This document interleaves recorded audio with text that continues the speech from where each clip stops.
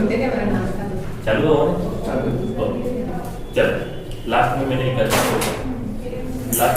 था सम दाबीय, सम आयतनीय और सम दाबीय। रुद्रस्थ भी लिखवा दिया था और मैंने इनकी एक सारणी बना दी थी आपको क्वेश्चन के लिए, ठीक है। अब इसके बाद में एक वैल्यू थी गामा, मैंने बोला था इस गामा के बारे में बताऊंगा मैं, ठीक है ना। तो गामा क्या होती है पहले समझो, degree of freedom.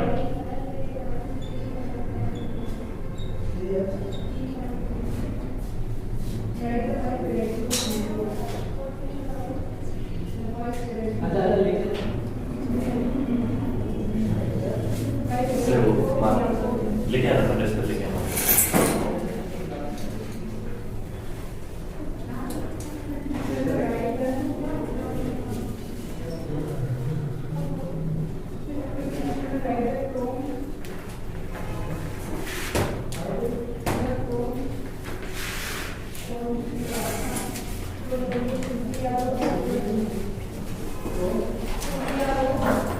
Degree of freedom इसे बोला जाता है स्वतंत्रता की, इसको स्मॉल एफ से। अब ये चीज समझना ये क्या होती है, जैसे एकल परमाणु की, एकल परमाणु की तुम भी समझ लेते काम है केमिस्ट्री में, सही बता रहा हूँ, मजाक नहीं कर रहा हूँ, क्योंकि तुम्हारे भी थर्मोडायनामिक्स है, ऊष्मागतिकी याद ही के अंदर, ठीक है ना। अच्छा, एकल परमाणु में क्या होता है, जैसे मान लो एकल परमाणु में कोई भी अणु है, जैसे हाइड्रोजन, हीलियम अकेला रहता है, एक परमाणु रहता है इसका एकल परमाणु। तो एकल परमाणु में अगर इसका मैं मोशन देखूं, इसकी गति देखूं, तो ये एक्स दिशा में भी आ जा सकता है, वाई दिशा में भी आ जा सकता है और जेड दिशा में भी आ जा सकता है। यार समझ में, मतलब ये एक्स में भी आगे पीछे हो सकता है, वाई में भी हो सकता है, जेड में भी हो सकता है, ठीक है ना। तीन तो ये मोशन हो गई, तीन लीनियर मोशन मतलब रेखीय गतियां हो गई, ठीक है। तीन तरह से तो स्वतंत्र है, मतलब स्वतंत्र होने का मतलब है अगर इसने ऐसा मोशन किया तो ये पास वाले को डिस्टर्ब कर देगा, पास वाले को डिस्टर्ब कर देगा। मतलब अब गैस है, अब गैस में अणु अगर आगे पीछे होगा तो पास वाले अणु को इधर आगे पीछे करेगा, ऊपर वाले नीचे, ऊपर वाले को करेगा नीचे। अगर ये अपनी जगह गोल घूमने लग जाए तो क्या डिस्टर्ब करेगा किसी को? नहीं करता है।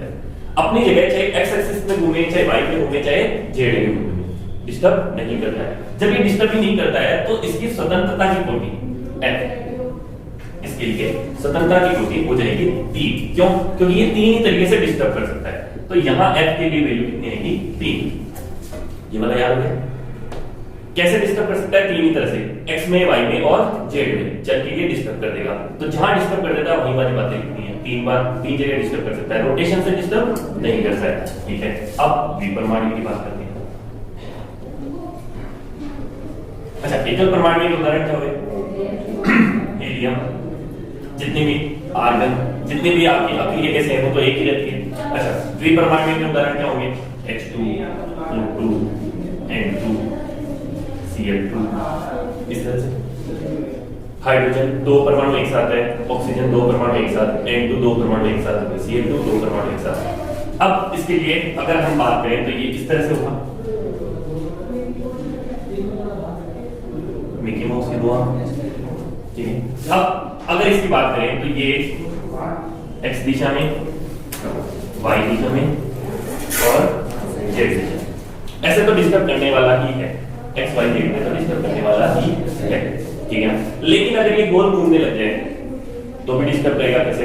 अगर ये x एक्सिस के रिस्पेक्ट में, ऐसे समझो यहाँ पे एक अणु है, यहाँ पे दूसरा है, मतलब एक परमाणु यहाँ, एक परमाणु यहाँ, तो अगर ये ऐसे ही गोल घूमने लगे, किसी को डिस्टर्ब कर रहा है? ये आसपास वाले नहीं कर रहा है, ऐसे कर रहा है तब नहीं कर रहा, एक्स एक्सिस में रोटेशन कर रहा है, एक्स एक्स के सापेक्ष तो रोटेशन करे तो कोई दिक्कत नहीं, लेकिन वाई एक्स के सापेक्ष रोटेशन करने लग जाए तो अब डिस्टर्ब करेगा दूसरे को।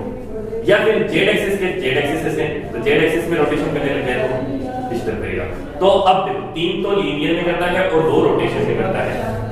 तो लीनियर के 3, इसमें देखो लीनियर के 3 थे, रोटेशन में 0 थे, जबकि इसमें लीनियर के कितने हैं? 3 और रोटेशन के 2। तो टोटल डिग्री ऑफ फ्रीडम कितनी हो जाएगी? 5। जहां जहां डिस्टर्ब कर सकता है वहां 5। यहाँ तक सही है। अच्छा, अब इसके बारे में बात करते हैं बहुपरमाणु। ये बहु परमाणु क्या होते हैं, जैसे CO2 दो से ज्यादा हो गए, ठीक है, जैसे H2O का, हालांकि इसको गैस नहीं लगेगा क्योंकि ये गैस की बात कार्य नहीं, आदर्श गैस की दाब लगा के इसको किसमें बदला जा सकता है, द्रव में बदला जा सकता है। आदर्श गैसें दाब लगा के द्रव में बदली नहीं जा सकती, लेकिन मैं मान के सकता हूं कि उच्च ताप की बातें हो रही है। किसकी बात हो रही है, उच्च ताप। उच्च ताप पर सभी गैसें क्या करती हैं, आदर्श गैस की भांति कार्य करती है। इसलिए मैं CO2 ऐसे लिखना नहीं चाहिए, लेकिन CO2 लिख देता हूं, CO2 की जगह सॉरी H2O लिख देता हूं, H2 लिखना नहीं चाहिए। CO2 तो समझ में आया, एग्जांपल में आपके CO2 ही आएगा, या फिर जैसे NO2, NO3, NO4 इस तरह की चीजें आएगी, ठीक है। NOx लिख देते हैं, NOx जो हम इसमें प्रदूषण फैलाते हैं ना, तो प्रदूषण फैलाने में NOx, SOx या है ना, SO2 सल्फर डाइऑक्साइड, ठीक है ना, सल्फर ट्राइऑक्साइड, ये वाली चीजें अब केमिस्ट्री में तो नहीं जाते। अब इसके अंदर क्या होगा, जैसे मान लो ये त्रिपरमाणु है, 1 2 और ये 3,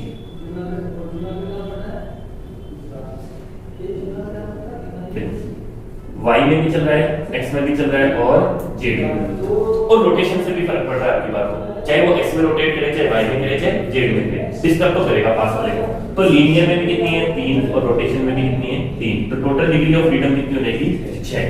ये डिग्री ऑफ फ्रीडम समझ में आ गई, स्वतंत्रता की कोटि, इसमें कोई दिक्कत नहीं। अच्छा, अब जो हमारे गामा का मान होता है, गामा बराबर होता है 1 + 2/f, 1 + 2/f। f क्या है, डिग्री ऑफ फ्रीडम। अच्छा, तो एकल परमाणु के लिए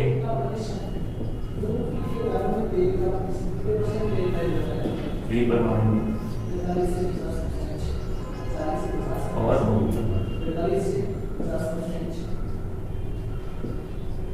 ठीक है, ध्यान रखना इसमें CO2 भी काम में नहीं लेनी होती है ना, CO2 भी काम में नहीं लेनी होती, क्योंकि CO2 क्या है, एक लीनियर मॉलिक्यूल है। लीनियर का मतलब कार्बन बीच में होता है, एक तरफ ऑक्सीजन एक तरफ ऑक्सीजन, लीनियर है। CO2 भी काम में नहीं ले सकते, NO2। हालांकि इसके क्वेश्चन आने के चांसेस सबसे कम है। सबसे ज्यादा इंपॉर्टेंट कौन रहेगा, द्विपरमाणु, क्योंकि ऑक्सीजन नाइट्रोजन इन्हीं को गर्म किया जा रहा होगा या इन्हीं को संपीड़ित किया जा रहा होगा, क्योंकि हमारे पास में वायुमंडल में लगभग 78% तो कौन है, नाइट्रोजन, और उसमें भी 21% कौन आगे रखे, 78 और 21 कितना है, 99। तो हम जो हमारी हवा देखते हैं, ये जो हवा है, इस हवा में 99% ओपन ऑक्सीजन और नाइट्रोजन का ही पार्ट है। तो ये हमारी जो हवा है, हवा को ही संपीड़ित करेंगे, तो हवा को संपीड़ित करेंगे तो हवा क्या समझ जाएगी आपकी, द्विपरमाणु समझ जाएगी।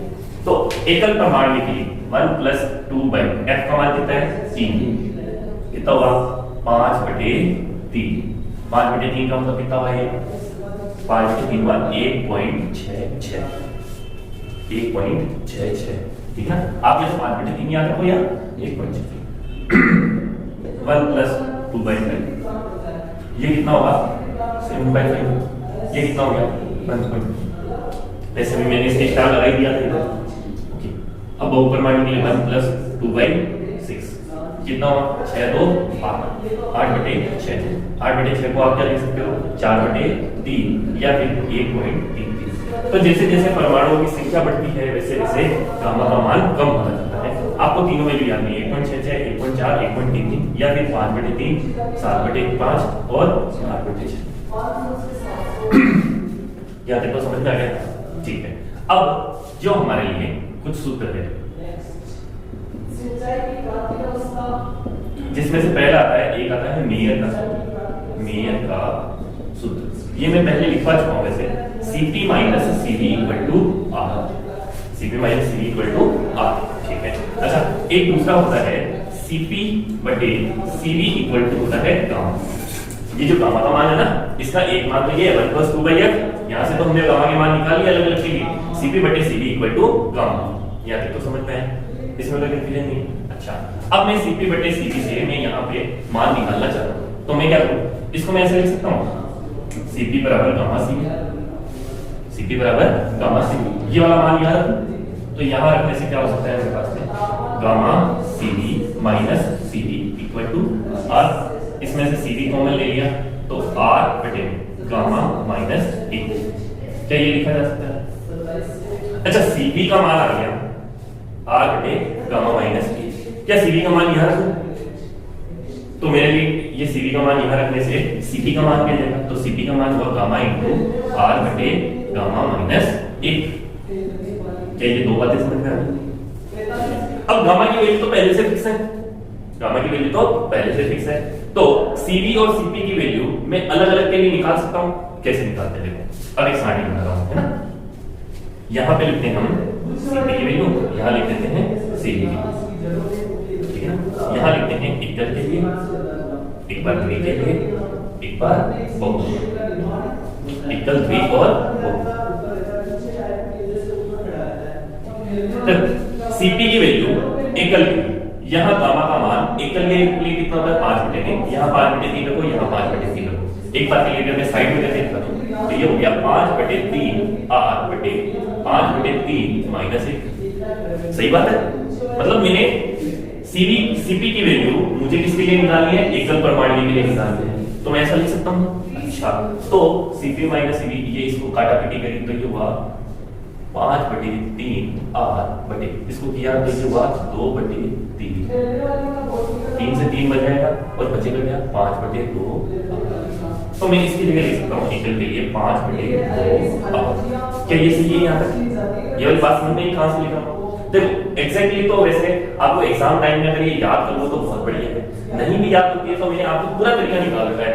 कैसे आपको स्वतंत्रता कोटि याद रखने में कोई तकलीफ नहीं होगी, ये याद रखने में तकलीफ नहीं है तो आप गामा की वैल्यू निकाल सकते हो बैठ के, फॉर्मूला भी छोटा सा है। अगर गामा की वैल्यू निकाल ली तो आप ये वाले फॉर्मूले से फाइंड कर सकते हो।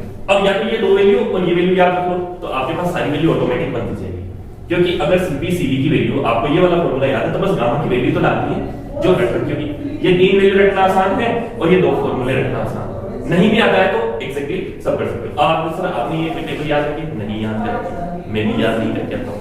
मैं तो क्या करता हूं, ये 2 फॉर्मूले और ये वैल्यूज याद रखो, इनसे बनाते रहो।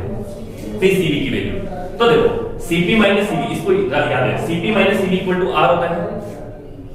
अच्छा, मेरे पास सीपी की वैल्यू आ गई, सीबी की वैल्यू मुझे पता करनी है, तो इस आर को इधर भेजो, सीबी को उधर भेजो, तो इसमें से आर माइनस करो, इसमें से आर माइनस मतलब 1 माइनस करो, 5/2 में से 1 माइनस करो, तो ये हो जाएगा 3/2।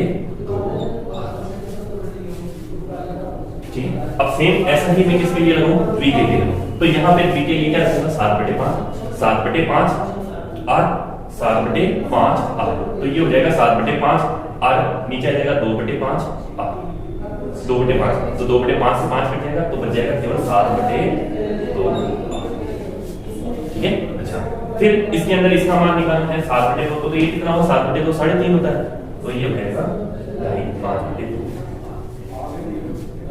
फिर ऐसा ही बहु परमाणु के लिए निकालते हैं, बहु के लिए कितना है 4/3, तो यहाँ रखा 4/3 और नीचे भी रखा 4/3, 4/3 माइनस 1 तो 1/3, 4/3 ये आ जाएगा 4 और ये आ जाएगा 3, 4 और 3।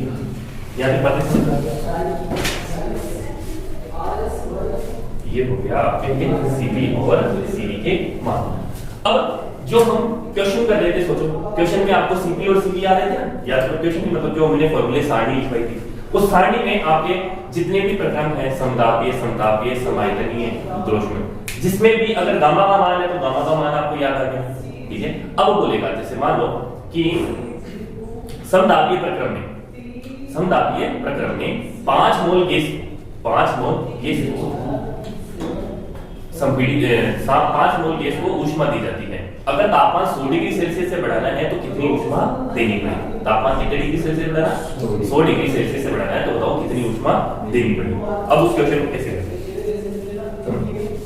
क्वेश्चन लिखा है समदाबीय प्रक्रम में 5 मोल हाइड्रोजन गैस को 100 डिग्री सेल्सियस ताप बढ़ाने के लिए आवश्यक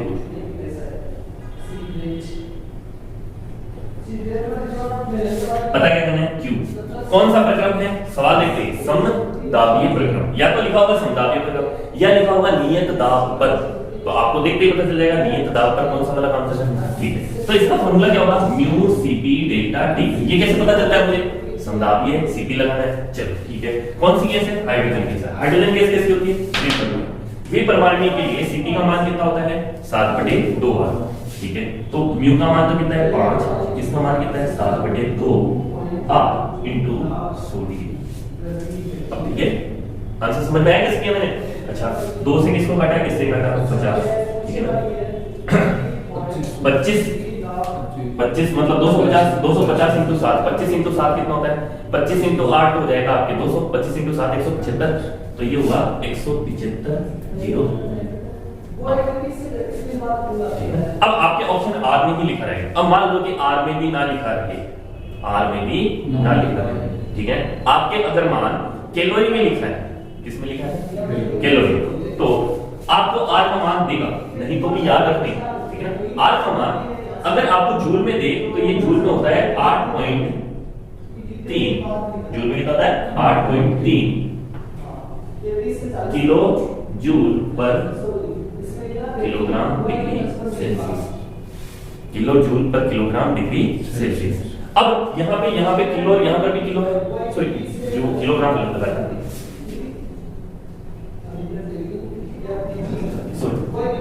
जूल प्रति मोल के, जूल प्रति मोल के, ये तो किसमें है, एमपीएस या एसआई के अंदर। अब अगर यही मान आपको सीजीएस में देता होगा तो लिखा होगा 2 कैलोरी प्रति मोल के। अब यही मान अगर आपको कैलोरी में पूछ लिया जाए तो आंसर कितना हो जाएगा, 1750, आर की जगह रखोगे 2, तो 1750 इंटू 2 3500, तो ये हो गया आपके लिए 3500 कैलोरी। आसान था ना, ऐसा क्वेश्चन दो तो करोगे एक बार के लिए, छाड़ो एक बार।